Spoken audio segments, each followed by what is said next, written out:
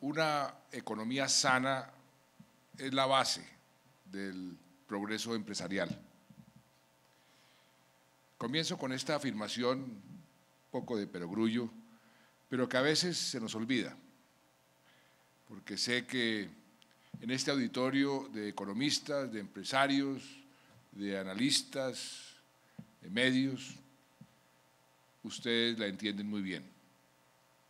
¿Cuántos emprendedores llenos de talento e ideas, incluso de capital, han naufragado por las prácticas irresponsables en materia macroeconómica?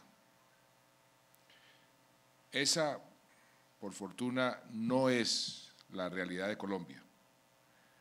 Nuestro país ha tenido tradicionalmente gobiernos serios y el nuestro en particular se ha enfocado con absoluta dedicación desde el primer día en construir un entorno macroeconómico que facilite y estimule la iniciativa privada, a la vez que mejore las condiciones de vida de los colombianos y en particular, muy en particular, aquellos más pobres y vulnerables. ¿Qué buscamos? Se lo resumo en una frase sencilla. Buscamos balancear la necesidad del gasto social con la importancia de mantener una economía sólida. Y hemos avanzado en ambos frentes, con el apoyo y el esfuerzo de todos los sectores de la sociedad, comenzando por los empresarios. Hoy Colombia tiene una economía sólida, que brilla con luz propia en toda la región e incluso en el mundo. Ese es un activo intangible, pero esencial, que todas las empresas que operan en nuestro suelo aprecian y saben que es así. Qué bueno para un industrial o un exportador o un inversionista trabajar en un país que ha venido creciendo en los últimos años a un promedio cercano al 5% y que espera tener un crecimiento similar este año, muy por encima del promedio latinoamericano. Qué bueno para cualquier emprendedor estar en un país que por sus regulaciones es considerado hoy como el que más facilita hacer negocios en toda América Latina, según el último reporte de Doing Business del Banco Mundial. Qué bueno para cualquiera que quiera hacer una apuesta segura con su capital, estar en un país con la inflación más baja de la región, la tuvimos el año pasado, con acuerdo de libre comercio que garantiza la entrada preferencial de nuestros productos a un mercado global de más de 1.500 millones de consumidores y con una política monetaria seria, coherente, dirigida por una entidad independiente y con la tradición y el sentido de responsabilidad de nuestro Banco de la República. Pero no bastan las buenas cifras, no basta sacar pecho por los buenos indicadores de la macroeconomía. De poco les sirve a los empresarios estar en un país que crece, que controla el costo de vida, que protege al inversionista, si dicho crecimiento y dichas bondades no se reflejan en una sociedad más equitativa, donde se cierren las brechas sociales y se consolide una clase media fortalecida que genere más demanda interna, que genere además más estabilidad. Me gusta mucho una frase del presidente Kennedy, que muchos de ustedes me han oído citar, por lo potente de su enunciado. Nadie puede ser verdaderamente rico si está rodeado de pobreza. No basta con construir riqueza ni con tener una economía sólida. Es necesario, es indispensable edificar una sociedad más justa, con mayores oportunidades para todos, con menos desigualdades.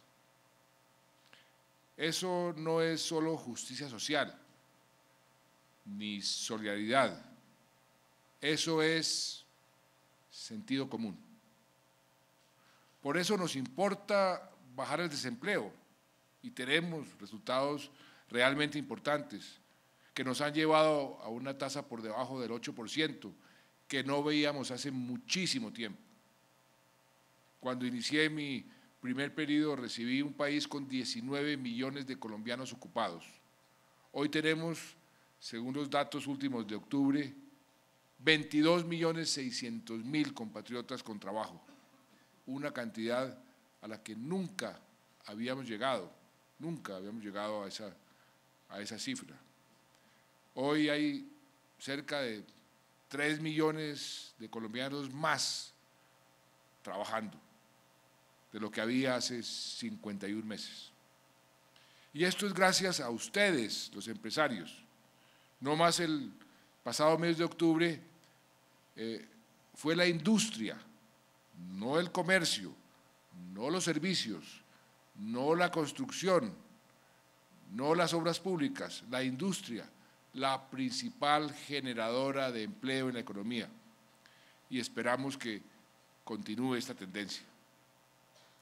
También en los últimos 4 años hemos sacado 3.600.000 colombianos de la pobreza, algo así como la población de Medellín con toda su área metropolitana.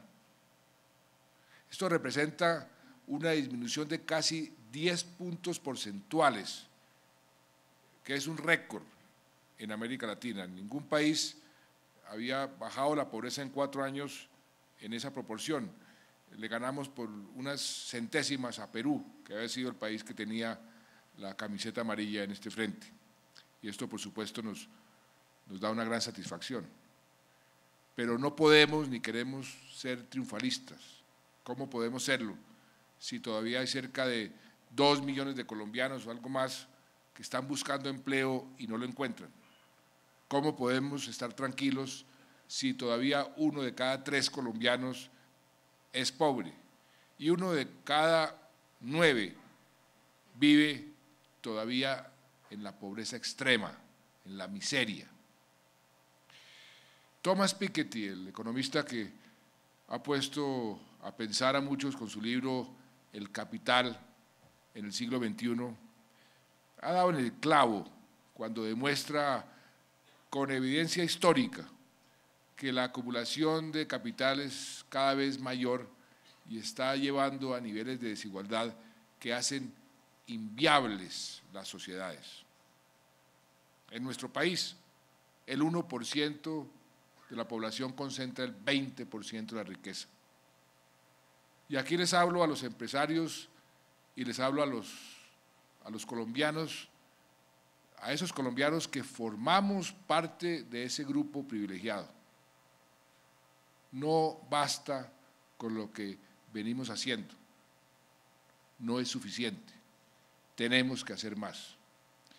Somos pocos los que podemos ayudar a muchos y es necesario pensar en los otros, pensar de verdad, pensar en las millones de familias que aún no tienen cubiertas sus necesidades básicas, que sufren hambre, que no tienen techo, cuyos hijos difícilmente llegan a la educación superior. O hacemos algo o perpetuamos la desigualdad. Y la desigualdad no es una opción que podamos siquiera considerar, porque nos hace inviables en el largo plazo. Yo he convocado a la nación a que construyamos entre todos un nuevo país, un país en paz, un país con más equidad y mejor educado. Están entrelazadas esos tres conceptos. La educación es lo que realmente nos puede permitir ser más equitativos y la equidad es una condición necesaria para que la paz, si la logramos, sea sostenible en el tiempo. Y lo estamos haciendo, pero este esfuerzo, este enorme esfuerzo, necesita recursos. Y he aquí el meollo de la reforma tributaria que hemos propuesto, que cursa en el Congreso, que varios han cuestionado duramente, doctor Ávila, doctor Pombo, y claro que están en su derecho de defender sus intereses. En eso ustedes me conocen muy bien hace muchos años y a mí lo que me gusta es eso, que se dialogue, que se discuta, que todo el mundo exprese sus opiniones, sus puntos de vista. Eso es sano para nosotros, para la sociedad. Pero esta es una reforma para seguir invirtiendo en lograr ese nuevo país, ese país que yo llamaba de grandes ligas, con equidad y con mejor educación. Por eso les invito a que hablemos con claridad y que desmontemos los mitos y que apostemos con decisión por un país realmente más justo y más igualitario. Primer mito, que esta reforma es una sorpresa que pone en peligro las reglas de juego. No es cierto. Desde la campaña presidencial, y no solo yo, los demás candidatos, coincidimos en que el impuesto al patrimonio que terminaba este año y el impuesto a las transacciones financieras que se comenzaba a desmontar el año 2015, el año entrante, se debían prorrogar para financiar las necesidades del país en seguridad, en inversión social y en infraestructura. Se dijo muchas veces, ahí están las grabaciones, Diana Calderón aquí presente podrá recordar todas las entrevistas que le hizo a todos los candidatos, todos dijimos que había que prorrogar esos impuestos, o sea que esto no es ninguna sorpresa. Segundo mito, que esta reforma afecta a la clase media. Claro que no. El impuesto contra la pobreza, porque así lo he propuesto que lo llamemos, doctor Cárdenas, solo lo pagaremos cerca de 50.000 colombianos que tenemos patrimonios superiores a los 1.000 millones de pesos. Y eso es apenas el 1 por 1000, no por ciento, el 1 por 1000 de los colombianos, los que somos más pudientes.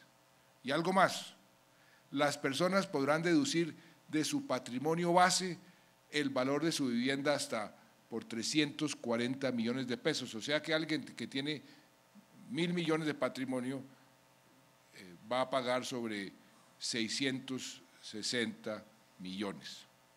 Además, para aquellos patrimonios entre 1.000 y 2.000 millones, la tarifa que está sobre la mesa que propusimos se va a reducir a la mitad, o sea, van a pagar mucho menos entre 1.000 y 2.000. O sea que apenas unos 10.000 colombianos, 10.000, entre 47 millones de población, somos los que tenemos patrimonios por encima de 2.000 millones. Y vamos a pagar tarifas que en todo caso son inferiores a las que hemos venido pagando en estos últimos 4 años. La tarifa del año entrante es inferior a la tarifa que estamos pagando este año. Y estos 10.000 o 50.000 colombianos, con toda claridad, no es clase media. No nos digamos mentiras, ni llamemos a las cosas con otro nombre. Tercer mito, que la reforma va a afectar a las pymes. Tampoco es cierto. El impuesto contra la pobreza solo se aplica a unas 32.000 empresas con un patrimonio líquido superior a 1.000 millones de pesos, que son el 10% de las empresas del país, y la sobretasa al CRE, que pagarán aquellas con utilidades mayores a 800 millones de pesos al año, solo gravará a unas 7.300 empresas. Estas, con toda claridad, no son las pymes del país. Cuarto mito, que el gobierno no ha escuchado a los empresarios. No sé cuántas reuniones ha tenido el doctor Cárdenas con los empresarios de todo el país desde hace varios meses. Y no solo los hemos escuchado, sino que hemos incorporado muchas de sus recomendaciones. Los empresarios nos han dicho que prefieren eliminar la tributación sobre el patrimonio y concentrarla, porque generosamente han dicho, queremos pagar, queremos aportar a esos 12,5 billones de pesos, pero más a través de utilidades y una sobretasa del CRE. Y eso es lo que vamos a hacer. El impuesto contra la pobreza para las sociedades, que empieza en 1.3% en el año 2015, se reduce también frente a los últimos 4 años y va a ir bajando escalonadamente a 1, a 0,75, hasta desaparecer completamente en el año 2018. Y se va reemplazando en forma gradual por la sobretasa a las utilidades. O sea, exactamente lo que nos pidieron es lo que estamos haciendo. Nos han dicho asimismo que es necesaria una reforma estructural, y tienen razón, pero es imposible hacerla en el corto plazo. Y yo les he propuesto lo siguiente: estudiemos la reforma estructural. Hay varias propuestas ya sobre la mesa, inclusive yo le había dejado unas propuestas cuando fui ministro de Hacienda de una misión de ingresos, que algunas de ellas siguen siendo válidas. El BID ha venido trabajando y la OCDE está trabajando en una propuesta como una especie de estado del arte en reformas tributarias que nos va a proponer el año entrante, en enero, o sea, dentro de un mes. Va a venir Ángel Gurría y nos va a traer la propuesta de la OCDE para tener esa reforma tributaria. Y ahí vamos a poder comenzar a discutir la viabilidad de esa reforma, y si logramos un mínimo consenso, un consenso suficiente, pues se la presentamos al Congreso para que la apruebe y vamos entonces reemplazando esos impuestos que yo sé que son antitécnicos, que no son los ideales, por una reforma estructural que además nos solucione el problema no en los próximos 4 años, sino por mucho tiempo más. Ese es un camino lógico y práctico. ¿Y por qué? Me dirán algunos, bueno, ¿por qué entonces no aprobamos la reforma por un año, como algunos han propuesto, y entonces discutimos la reforma estructural para el año siguiente?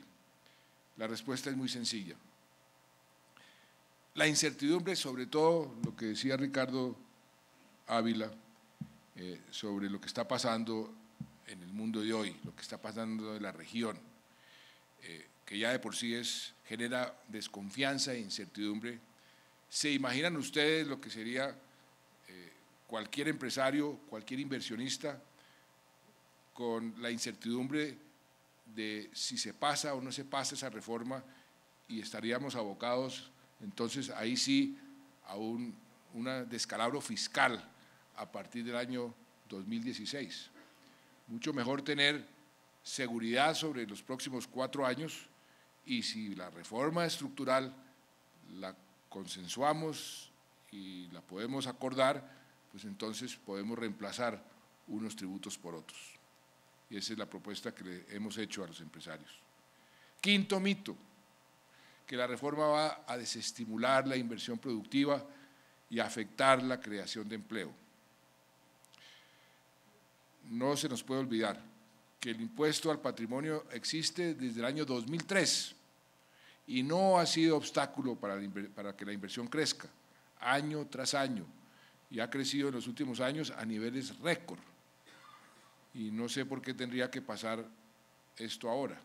Por otro lado, que es algo que mucha gente no ha entendido, el impuesto que cobramos el año entrante y que se reduce hasta desaparecer será pagado por aquellos que tienen un patrimonio el 31 de diciembre de este año. Los que hagan inversiones a partir del 2 de enero del año entrante no van a tener que pagar este impuesto. O sea, Aquí no va a haber ningún tipo de desestímulo a nuevas inversiones. En cuanto al empleo, recuerden que en la reforma anterior bajamos los impuestos a la nómina y esto no ha cambiado. Además, con los recursos de la reforma vamos a mantener la inversión en sectores altamente generadores de empleo y de dinamismo en la economía, como la vivienda y la infraestructura. Y permítanme aquí hacer un pequeño paréntesis para explicarles por qué esto es tan importante. La gente se pregunta, bueno, pero se bajó el precio del petróleo. Me parece muy acertada la explicación de Ricardo, decir, bueno, esto lo están también exagerando. Por supuesto que nos va a pegar, y nos va a pegar en las finanzas públicas y la actividad petrolera se puede resentir y se está resintiendo, eso es evidente. Y nos va a pegar en las regalías, que es parte importante de la inversión. Pero estamos desde ya poniendo en marcha esas medidas anticíclicas, que las pusimos en marcha con mucho éxito a comienzos del año pasado, con el famoso PIPE, que funcionó en forma muy conveniente y muy real, porque la economía se venía desacelerando, pusimos en marcha esas políticas y la economía echó para arriba otra vez y por fortuna la tenemos arriba en una dinámica bastante aceptable. Ahora, ¿qué estamos haciendo? Algo parecido. Las inversiones en infraestructura, las más grandes que se han hecho en la historia de Colombia, nadie se había imaginado que íbamos a invertir esa cantidad de dinero. Hasta ahora están comenzando, todavía no se han sentido. No sé si ya le compraron a Argos el primer cemento para esas carreteras, creo que todavía no, pero usted tiene que prepararse porque le va a tocar vender mucho cemento. Y así sucesivamente. El programa de construcción que lanzamos hace un par de meses, no solamente las casas gratis, sino de los diferentes sectores, eso va a jaronar 32 industrias y mucho empleo. Y además eso es un elemento muy importante que se agrega a la parte cafetera, a la cual voy a referirme ahora en un minuto. El sexto mito, que pagan siempre los mismos y que el gobierno no hace nada para controlar la evasión. Algo de cierto tiene de que pagan siempre los mismos, porque sí tenemos esa distorsión, que en la OCDE somos de los países con menos tributación como economía, pero cuando comparamos las tasas de las empresas sí están entre las más altas. En eso hay cierta razón en esa crítica. Pero en la lucha contra la evasión también hay mucho espacio. Pero eso lo estamos corrigiendo y ese es un gran reto que tenemos. Con la pasada reforma aumentó el número de personas que declaran renta de 1.400.000 a 1.900.000. Eso es un aumento de algo así como el 36%, un aumento muy importante. Estamos negociando con varios países tratados de intercambio de información para combatir la evasión en los paraísos fiscales. Vamos a crear grupos élites como los que hicimos en su momento contra los cabecillas terroristas para combatir el contrabando, la corrupción, la informalidad. Hemos hecho un gran esfuerzo y se ha reflejado en el aumento de los ingresos tributarios, porque no es solamente la reforma, sino una lucha contra la evasión. Hemos duplicado prácticamente en estos 4 años los ingresos tributarios. Y aquí en la lucha contra la evasión y contra el contrabando, los empresarios nos pueden ayudar muchísimo con su información. También estamos tramitando en el Congreso la ley anticontrabando para atacar este fenómeno que tanto preocupa y con razón a nuestra industria. Y el séptimo y último mito, que los recursos de la reforma van es para la burocracia, para un Estado que está gastando demasiado. Eso tampoco es cierto. Primero que todo, todos los recursos de la reforma van para inversión social, inversiones productivas, para atender los programas de primera infancia, para atender la educación gratuita, para atender el programa que el doctor Rafael Pardo inició cuando era ministro de Trabajo, los adultos mayores, o que multiplicó, para los programas de vivienda e infraestructura, para seguir llevando tecnología como la hemos venido llevando, conectando todos los municipios con internet y fibra óptica y entregándole a los colegios elementos, computadores para que se familiaricen con la tecnología, para mejorar el bienestar de las familias campesinas. No se trata en ninguna forma de aumentar los gastos de funcionamiento del gobierno, todo lo contrario, tenemos un plan de austeridad para disminuirlos aún más, incluyendo el congelamiento de la nómina y la reducción en 10% de los gastos generales de cada entidad. Acabamos de expedir un decreto que disminuye, óigase bien, en 6 billones de pesos el presupuesto general este año y también una directiva con los lineamientos para poner en práctica dicho plan de austeridad. De hecho, hemos sido austeros en los 4 años pasados. Colombia, según el BID, según el Fondo Monetario, es el país de menor gasto burocrático en toda América Latina. Y la nómina estatal ha bajado del 13.4% al 11.4% de los gastos totales como porcentaje del PIB. O sea, ¿dónde está ese gasto excesivo? Así que resumo, la reforma que proponemos es para mantener la inversión, sobre todo la inversión social, para seguir bajando la pobreza y la desigualdad y para seguir nivelando las oportunidades de los colombianos sin afectar a la clase media y sin afectar a las pymes. ¿Y quiénes podemos hacer esto posible? Pues los pocos que tenemos más, así de claro y así de sencillo, sumados a todos los esfuerzos del gobierno en este sentido. Y les propongo una cosa, hagámoslo con generosidad, como lo hemos hecho hasta ahora, porque este esfuerzo, sé que es un gran esfuerzo. A mí también me duele cada vez que mi asesor tributario me dice, se le aumentó sus impuestos en tanto, sé que es un gran esfuerzo, pero eso se va a traducir en una Colombia más próspera, en un país mejor, en una clase media más grande, más fortalecida, que va a comprar, además es un gran negocio, porque va a comprar más productos a nuestras industrias, en más obras para todos los colombianos, en más empleo generado, en más seguridad. Podemos ser una sociedad más justa, tenemos que ser una sociedad más justa. Podemos erradicar la pobreza extrema, podemos erradicarla en la próxima década. Bajamos la pobreza extrema de 13 y pico a 8 y pico, casi 5 puntos, casi 6 puntos. En 4 años, pues podemos erradicarla completamente. Imagínense a Colombia sin pobreza extrema, y lo podemos hacer. Podemos alcanzar la paz y construir una sociedad sin el lastre de la violencia. Y de corazón y con franqueza invito a los empresarios, a los medios, a quienes influyen en la opinión y a todos los colombianos a que ocupemos nuestras energías en construir un país como el que podemos ser, un país desarrollado, con equidad.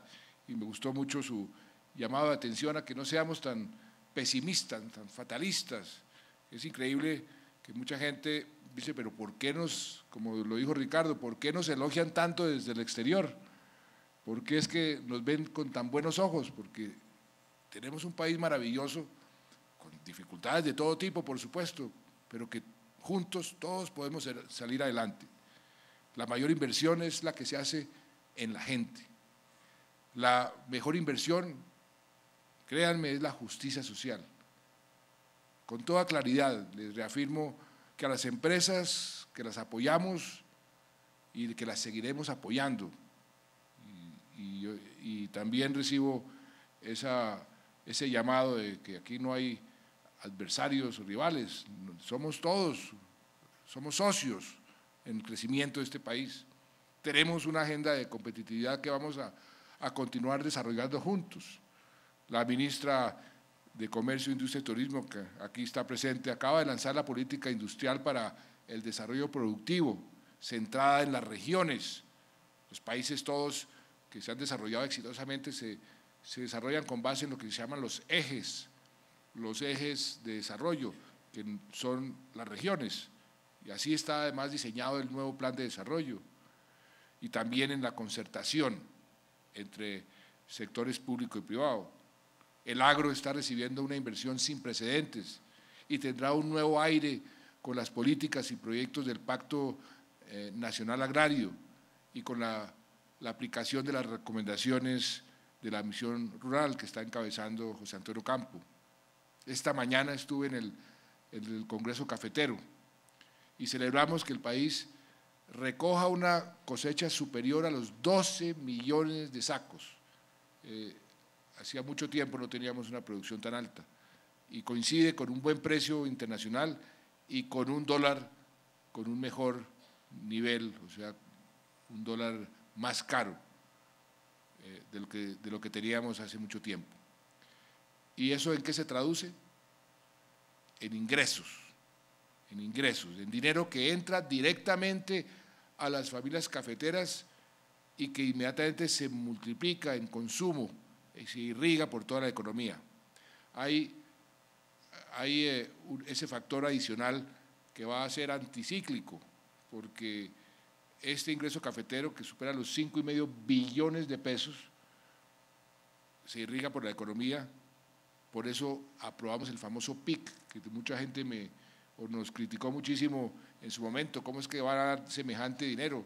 Era para estimular la economía, ahora sin PIC viene un buen estímulo. Entonces, por eso somos optimistas sobre el crecimiento del año entrante. El Banco de la República hizo un estudio pormenorizado, sector por sector, en la última reunión del viernes pasado y concluyeron que los sectores van bien y el pronóstico del banco para crecimiento del año entrante va a ser 4.3. Nosotros todavía no tenemos una proyección, pero 4.3 en el mundo de hoy y la región como está es un crecimiento muy positivo. Otros sectores, como les mencionaba, de vivienda, infraestructura, el comercio, el turismo, el sector financiero, pasan por buenos momentos. Entonces los invito a que veamos el panorama general y, como lo dije al comienzo, una economía sana es la base del progreso de los empresarios y tenemos esa economía sana. Avancemos juntos hacia esa Colombia más justa, menos desigual. Ustedes, los empresarios, han sido y son nuestros socios y sé que lo seguirán siendo en la construcción de ese nuevo país que ya está surgiendo, un país en paz, con mayor equidad, un país mejor educado. Y hoy quiero darles las gracias por ese aporte y gracias también a Portafolio y muchas felicitaciones a todos los premiados que son ejemplo de trabajo y de excelencia ante todo el país. Quiero en particular enviarle un saludo desde aquí a don José María Acevedo, a quien hoy se le reconoce su vida y su obra empresarial. Es un gran ejemplo de superación y de emprendimiento, un hombre de origen humilde que comenzó montando un pequeño taller a sus 21 años y acabó forjando una multinacional que diseña, fabrica, vende y exporta electrodomésticos que antes se importaban en Colombia. Queremos muchos más casos como el de don José María. Por eso vamos a seguir apoyando a los empresarios de Colombia y vamos a seguir al mismo tiempo brindando oportunidades para que otros, como él, superen los obstáculos y construyan un futuro de prosperidad. Queremos un país más justo, trabajamos por un país más justo y queremos un país en paz. Me conmovió ese video de María Alejandra. Ustedes no se imaginan la cantidad de gente que ha perdido sus 2 piernas por causa de las minas. por causa de la guerra, los cientos, o miles o millones de personas que han sido víctimas, que siguen siendo víctimas. Por eso yo no quiero que tengamos más víctimas y ojalá con este anuncio de hoy allá en La Habana, que se van a reanudar las conversaciones el próximo 10 de diciembre y que vamos a discutir cómo desescalar esta absurda guerra, que podamos incluir en ese tema el tema del desminado. Qué bueno, imagínense ustedes a Colombia sin minas. Eso sería una Colombia muy diferente. Yo creo que juntos, todos, podemos lograr ese sueño, podemos hacer realidad ese sueño que todos tenemos y que todos queremos dejarle a nuestros hijos. Muchas gracias.